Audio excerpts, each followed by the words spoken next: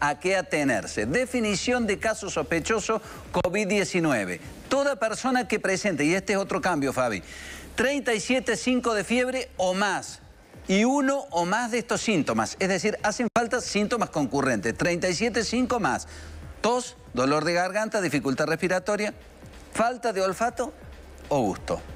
Claro, y además que haya estado en contacto con casos confirmados de COVID-19, que tenga un historial de viaje fuera del país, que tenga un historial de viaje o residencia en zonas de transmisión local. Cualquiera de estos elementos, juntos, combinados o en forma individual, van a ser tomados en cuenta para realizar el hisopado correspondiente. Y ya se está hablando, por supuesto, de la posibilidad de hacer un control de gusto y olfato en distintos lugares, no solamente a nivel nacional, incluido como parte del protocolo, sino también en algunas localidades, y sobre eso también vamos a profundizar. Está Daniela Bruschi desde el Hospital Rawson. Hola Daniela, buen mediodía.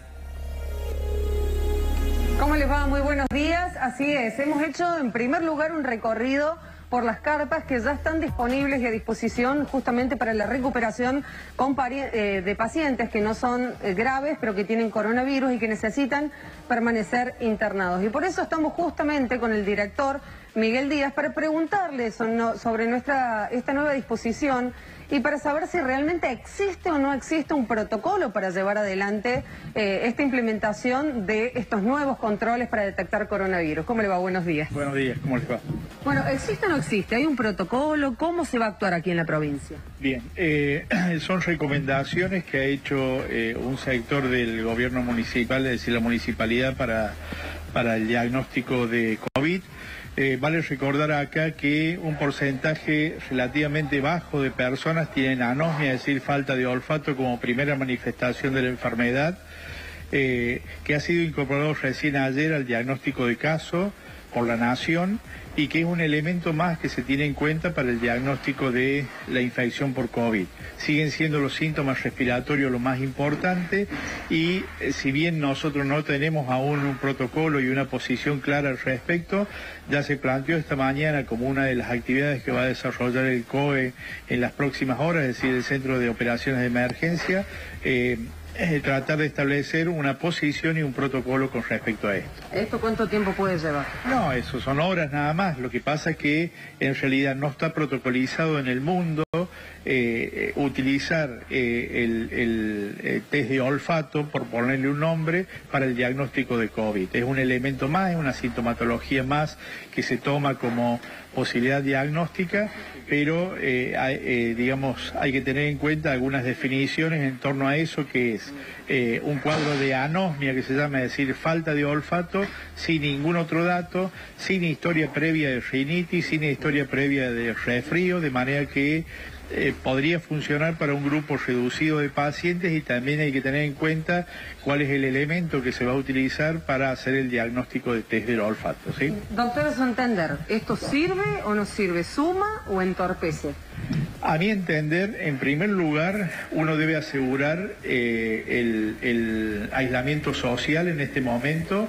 Estamos en cuarentena y uno debe perseguir esa indicación. En segundo lugar, la prevención, que es el lavado de manos, y la higiene respiratoria, que es uno de los elementos más importantes. Si uno tiene síntomas respiratorios, concurrir al médico, no andar por lugares donde hay otras personas. Y los síntomas respiratorios, junto con la fiebre, junto con otras manifestaciones como es la falta de gusto, son indicaciones probables del análisis de COVID, de manera que este podría ser un elemento más, pero no es excluyente. Fabiana Petete, el doctor los está escuchando. Doctor Díaz, ¿cómo le va? Buen mediodía para usted. Bueno, mi pregunta es la siguiente. ¿Cómo le va? Vamos a estar conviviendo seguramente en esta época, especialmente con ciertas afecciones que plantean entre sus síntomas, por ejemplo, la pérdida del gusto o el olfato, un resfrío intenso que a veces solemos tener y perdemos incluso el olfato o el gusto. ¿Qué tenemos que hacer como pacientes potenciales o como potenciales afectados del coronavirus? Si yo, por ejemplo, tengo un resfriado muy fuerte y he perdido el olfato y el gusto, ¿tengo que asistir al Rawson? ¿Tengo que esperar a que se manifieste en forma concomitante otro síntoma que puede hablar de la presencia de coronavirus? Bien, los trabajos hasta el momento que se han publicado en el mundo excluyen la presencia de resfrío o afecciones previas del aparato, nasales, hay afecciones previas nasales en el diagnóstico de esta evaluación del olfato. De manera que si una persona tiene un resfrío, si tiene afección previa del olfato, no estaría indicado hacerle el test del olfato. Es decir, que esta modalidad sería para personas que tienen como única manifestación y exclusiva manifestación la pérdida del olfato, que si bien se presenta, insisto que es un porcentaje bajo de personas que tienen esta sintomatología como manifestación única. Sigue siendo lo más importante la tos seca fundamentalmente, la presencia de dificultad respiratoria, el dolor de garganta acompañado o no de temperatura. O sea, doctor, que yo puedo tener pérdida de gusto y de olfato sin tener ni siquiera un resfriado. Claro, es decir, en el caso de infección por coronavirus, la pérdida aguda del olfato o del gusto como única manifestación podría ser un indicador. Ahora, puede usted perder el gusto o el olfato por otras circunstancias, claro. Por eso es un elemento más y solamente esta pérdida del gusto y el olfato se da en 1/3 de los pacientes o menos, de manera que, en 1/4 de los pacientes afectados de COVID o menos, de manera que simplemente es un elemento más. Doctor, para no confundir a la gente, porque se había distribuido un protocolo informándole a la opinión pública acerca de qué patrones de conducta debía seguir si se sentía afectada con un cuadro respiratorio que podría llegar a ser COVID-19. La gente, si siente ese malestar, si tiene fiebre, ¿debe esperar en su casa y debe llamar por teléfono o debe acudir? Porque me gustaría que fuésemos claros en este sentido para que nosotros desde los medios no embarremos la cancha o no conspiremos contra la metodología que ustedes han planteado.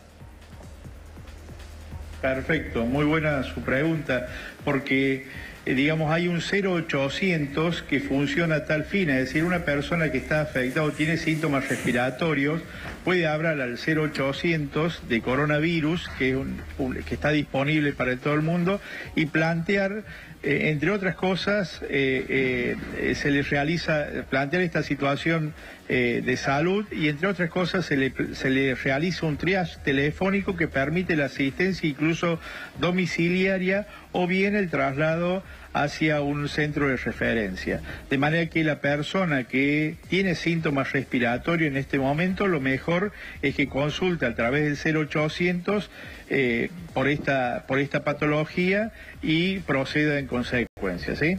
No sé si queda claro, Jorge. Sí. Muchas gracias, doctor. Y la última pregunta, al menos de mi parte, tiene que ver con la cantidad de médicos infectados. Estábamos comentando que en Capital Federal hay más de 55 médicos, otros tantos en la provincia de Buenos Aires. ¿Hay muchos médicos y enfermeras ya afectados en Córdoba? No, en este momento no tenemos tanto personal de salud. La mayor parte del personal de salud afectado por COVID ha sido en el geriátrico de Saldán, donde un número importante se expuso y está contagiado por el coronavirus. Y hay casos aislados en algunos centros de salud, pero son aislados y en realidad, digamos, el nexo epidemiológico es difícil establecerlo.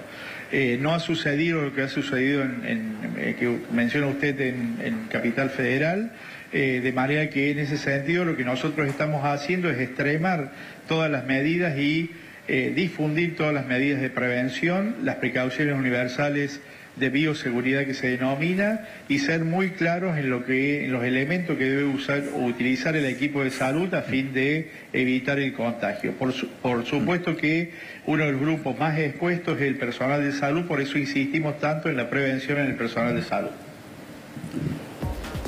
Muchísimas gracias, doctor. Gracias, Dani. Bueno.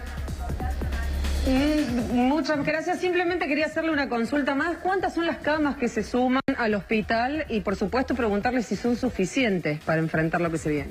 Bien, nosotros tenemos 90 camas en el hospital, críticas, y estas camas son en carpas sanitarias, son 62 y pueden ampliarse 64, lo que permite la atención de pacientes no críticos, ya sea que salgan del internado y vayan a lo que se denominaría sala común, o que vengan de afuera y sean internados por patología leve o moderada.